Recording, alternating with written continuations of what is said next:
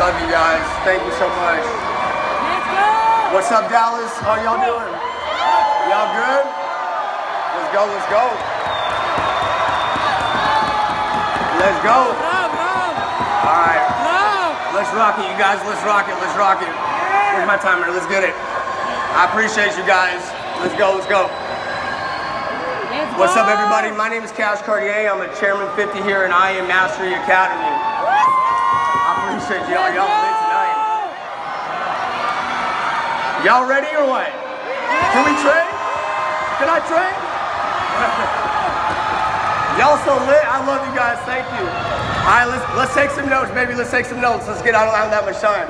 So you guys, we're gonna be going over overcoming adversity today. And what I want you guys to know is when I first came in this company 5 years ago, I was a busboy, busting tables at a restaurant, BJ's Brew House. I didn't know what I wanted to do for a living because I was actually a felon, right? I went to prison when I was in California. I went to jail when I was 17. When I turned 18, they sent me to prison. I went to the level 4-yard penitentiary. And it's crazy because I got the book called The Secret when I was in prison, and it absolutely changed my life.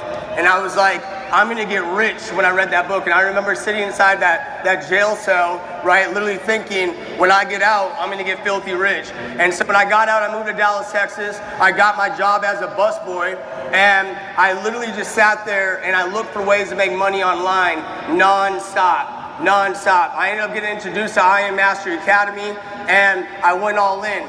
This company you guys have right now is not what we had at that time whatsoever. We just had the harmonic scanner. Now, it's crazy because after about 3 years of all the pain I've already went through with prison and looking for jobs and all that other stuff, it took me 3 years for me to start getting the results that I wanted to get.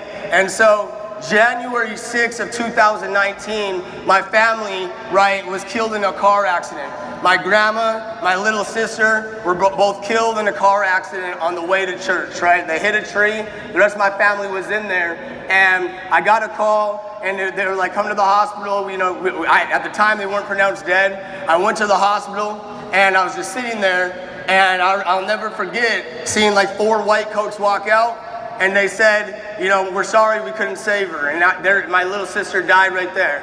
And then what happened is I went, I kissed her goodbye. I said, I love you. And I remember holding her saying, I'm sorry, I wish it was me. And then I had to drive to the other hospital because my family was in a different hospital as well. And when I drove out there, my grandma ended up dying as well.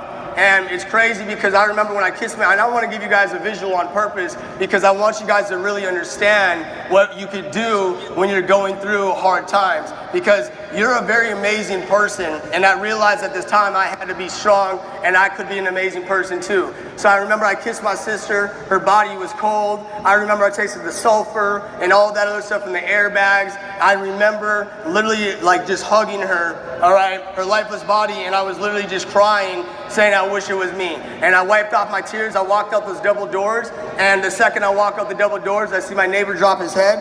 And when he dropped his head, I seen him talking to his wife, and he said, what's wrong? And they said, we lost a grandma too. And so I went in there, I said goodbye to my grandma, I hugged her. I remember tasting the sweat, the sulfur on her, the blood and all that other stuff as well. And I drove back home, all right, and later on that night, Tim Sloma was there, Mike Navarrete was there, Drake Dennison was there. I got on, there was a leadership call that night, and I still got on that leadership call. And I remember Tim Sloma, he said, you don't have to get on this call, bro. You don't have to get on this call. And I said, yeah, I do. See, the thing is I knew that I had to be strong, not for the team I had then, but for the future team that I was going to have, because at this moment I said, I'm going to build the hell of this business right now. I appreciate you guys. I appreciate y'all so much. So, can I get over here real quick? I just need to see the screen. So you guys, right here on the left side, you can see that's the call I was on right there, January 6th, 8:38 p.m. And then over here on the right, it literally says, this is me still working after they died. Jason Brown actually posted me on his Instagram and said his family just died and he's still working. Okay? Now, I want you guys to understand, this isn't something where I'm over here thinking, okay, let me just show everyone how strong I am. Okay, I wasn't like, let me just show everyone how, that's not the mentality I had. The mentality I had was, if my family were to, if I were to die and my family was awake and they were alive, I would have been up in heaven, and if they were laying there depressed, I would have been in heaven saying, what the hell are you doing? You better get your ass up and go make something of yourself right now. You better become massively, massively successful, right? I appreciate you guys. Thank you so much. Now, over here, I'm literally talking about how I'm going through so much pain, all right? I'm talking about all this stuff that I'm going through, and at the bottom, it says, to my little sister, this one's for you. I was unranked at the time. And this is me with my last call, one of my last calls with my grandma. You know, and this is like my mom. So now, the day after the funerals, all right, I buried my grandma, I buried my little sister. This is like my mom that raised me. And the next day after I buried my grandma, my sister, I got a call from the other side of the world, or the other side of the United States saying, hey, Cashy, you know, your mom's about to die. And, you know, so I made a post and I said up there, today I was told death is near. And I remember my grandma telling me about my grandpa that sometimes people need to have permission to die. And so I remember her asking me, would you be able to do that for me? And I said no. And long story short, I never really told too many people this, but when she was dying and they hit me up about it, I literally they FaceTimed me, and I was able to say goodbye to my grandma, and I told her it's okay, I'll be fine.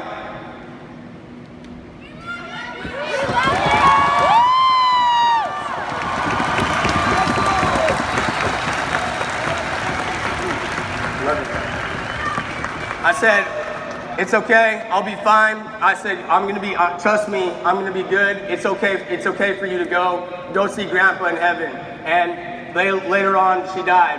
Then you see on the right, those are the text message, 11:31, 1:17. I buried my family, my baby sister on the 16th, right? And my grandma, again, now there's 3 family members in the last about 3 weeks or so, okay? Then Grandma has been gone to go with Grandpa. She died, yes, okay. And I just said, okay, right? And I said, this is my conversation with my cousin. I said, I just want to say goodbye to my grandma. So at this time, I haven't cried yet. I haven't been through it yet. I'm trying to be strong. I thought 2 deaths was enough. And then all of a sudden, right, it's crazy because this is what really got to me, is the fact that when my mom was dying, or after she died, there was a blizzard in Minnesota because that's where she lived. And it's insane because I was still fighting my situations in court. And I want you guys to understand, right? And this is gonna be my little side note. I got a little thing on right here. And I wanna be very real with everybody on something really quick as well. I have no problem doing this because I want you to understand that there's a lot of broken people here, and I'm not perfect. No chairman up here is perfect. And I wanted to show you my weakness because I know that if we can do it, you can do it. And so I have no problem with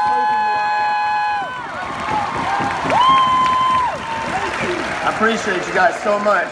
And so I'm over here trying to, I had to move the world for me to get permission to go to Minnesota to go see my grandma, and all she asked for was for me to carry her to her grave. I said yes, I'd love to, it'd be an honor. And so, long story short, the blizzard happens and I had to miss her funeral, and I had to watch her funeral. I had to watch her funeral on FaceTime. And I think it might actually be on here, but I mean, you tell her I love her. I'm sorry I couldn't come, and that I miss her, and that she was my mom. Please tell her I love her. 3 and 4 and more. So then I literally look at the bottom on the right over here. She asked me if they can make me a bear out of some of her clothes, and she asked me if I'd like that. I said please, yes. That's my mommy. I'm dying. I said, I'm dying inside. Now, at this time, my back office, we checked the PRSV, I was bringing in people at the same time. I went from unranked to P1K, all right? I missed the funeral, watched it on FaceTime, okay? Then what ended up happening is this is my baby sister and my grandma's funeral right here, and my baby sister, my grandma, my mom, all right there, all right?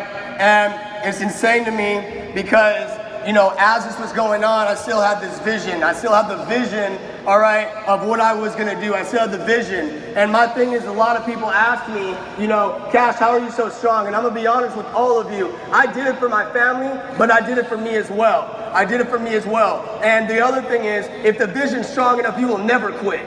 If the vision was strong enough, you will never quit. You will never, ever quit. And so you can't see it on there, but if you look at the very top of that board, it says Chairman 25 on that board. It says Chairman 25 on that board. Now, right below it, it was saying how I wanted a 1,000 person event. And this is in January 19th. Now, I don't know who was in I Am Dallas, but we threw an op event the day before the big event. The day before the big event at the time.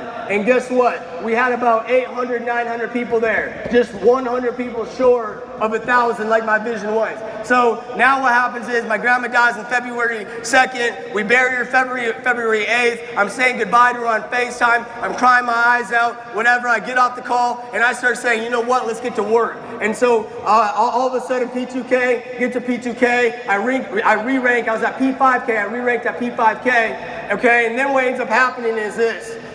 What ends up happening is that I'm like, you know what? I don't really know what to do anymore. I can't believe I missed her funeral. And then what happened is I hit up Jason Brown, I hit up Matt Rosa, and I was saying, I'm scared about law of attraction. I'm scared that I'm attracting negative things. I'm terrified that I'm gonna keep thinking about death. I said, should I not think about them? And I'll never forget what Matt Rosa said to me. I said, should I not think about my family, or how does this work? And he said, I'm not telling you not to think about, I'm not gonna tell you not to think about your family. In fact, what I'm gonna tell you is think about them all the time.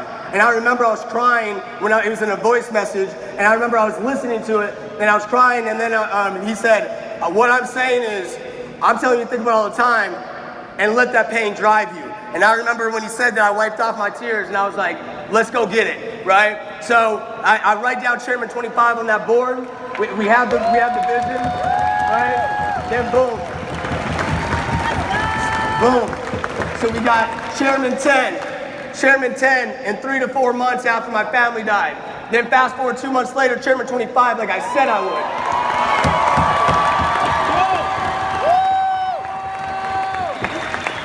So then fast forward less than a year, Chairman 50, okay? Chairman 50, and we're well on the way to Chairman 100 as well. Well on the way to Chairman, I appreciate all of you. Let me see where I'm at. Okay, cool. All right, now let's really get it. So let me tell you guys right now. See, here's my thing. I don't know about you guys, but I believe in law of attraction, and I really believe in God. And here's my thing. I don't care what it is that you believe in. You can believe in whatever you want. But here's my thing. You know that your creator literally wants to give you whatever you want. If you don't think that, something's wrong with you. If you do not think that, something's wrong with you. So here's my thing. You went to bed every single night and you were praying to get rich, right? You were praying for God to give you a breakthrough. You were praying for God to give you something that was going to change your life. Let me be famous. Let me make money. Let me have the time freedom. Let me be able to do the things that I want to do for my family. And so guess what? Right? A lot of people don't realize that we manifested I am. This was what God gave us. You don't even realize that this is not by accident. You asked for this prayer. You asked for this during your prayer, and you don't even realize that you manifested your vehicle. You don't realize that God came through, and the question is are you? Because you gotta pray like it's up to God, and you gotta work like it's up to you, right? And so I'm telling you right now, are you actually grinding? Are you grinding like this is your dream that God gave to you? Because God came through for you. Are you going to come through on your half of the bargain? And that's the question. See, I tell everyone this all the time, but it's hardest about the general when he's working like a soldier, right? It's hardest about the general when he's working like a soldier. So at the end of the day, right, you've got to start thinking, I know I'm going through pain, I know I'm going through a lot, but right now, I'm going to do whatever it takes to become successful. And whatever the reason why it is that you don't want to grind, that's the reason why you need to grind. If you're depressed, you should be grinding. If you're broke, you should be grinding. If you're going through death, you should be grinding. And I can say that because I lost my family, and I can tell you right now that if I can do it, you can do it. We're not here to be average. We are not here to be average. I appreciate all of you. I'm telling you, I want you to dig deep and realize that when you're growing through stuff, no matter what, you got to go through it. No matter what, you have got to go through it. And so I'm telling you that when you're going through it, you've got to keep moving because your mind is like water, your brain is like water. And if it sits still in the corner of a house, if water's sitting still in the corner of a house, it begins to get mold. And it begins to rot, and it begins to erode the house. That's the depression in your mind when you're sitting still. That's the depression in your mind when you're sitting still. It begins to erode and rot. But if you can move it and you wipe it around, it becomes clean. And so movement creates happiness. Write that down. Movement creates happiness. See, a lot of us were waiting for the feeling to go get to work. You start working and then you go get the feeling. Right? You start working and go get the feeling. I don't feel like working. Well, it doesn't matter what you feel like. That's what we train for. That's what this business is for. That's what the mindset is for. It's for when the hard times come, which they will, that you are going to make sure that, you know what, I don't feel like grinding. I don't feel like doing this. I'm depressed right now. I'm going through a lot right now. And you take it all in and you say, this is what I trained for, right? I'm telling you guys that if you want to make it to this level up here, you got to do the things that no one else wants to do so you can achieve the things that no one else will ever have. Do y'all understand what I'm saying? Let's go. Let's go. So you guys, I'm going to go through a couple more things here. I got like 6 minutes left. I got about 6 minutes left. And really quick, I want you guys to understand that this company, I just can't believe that this company allows us to do the things that we do. I mean, you have people getting the most amount of money they've ever been paid in their life, all right? And the reason why is because of the CEO of this company. Every single Friday, I'm like, I cannot believe that Chris Terry, I'm like, what, Chris Terry? What's wrong? What's like, you good? Like, why are you paying me that much? It don't make no sense. And the reason why is because he truly cares about people.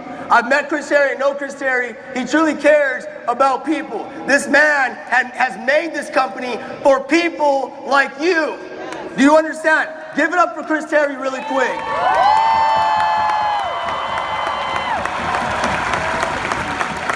Now, I want to talk about perception, right? I want to talk about perception or perspective because here's my thing. When you're going through something, you can either look at it as in a good way or a bad way. You can either look at it as positive or negative. See, a lot of people that ask Chairman, how are you able to go through things, right? By the way, my ankle is vibrating right now. It's the stuff that no one knows you're going through, right? My ankle is vibrating right now. It's the craziest thing, but whatever, right? Perception, perspective. So here's my thing. Okay, if you look, you have two ways to look at anything. If you choose to look at it in a positive way, that everything's happening for you, not to you, that everything's going to help you grow, and the universe is literally manifesting the things for you.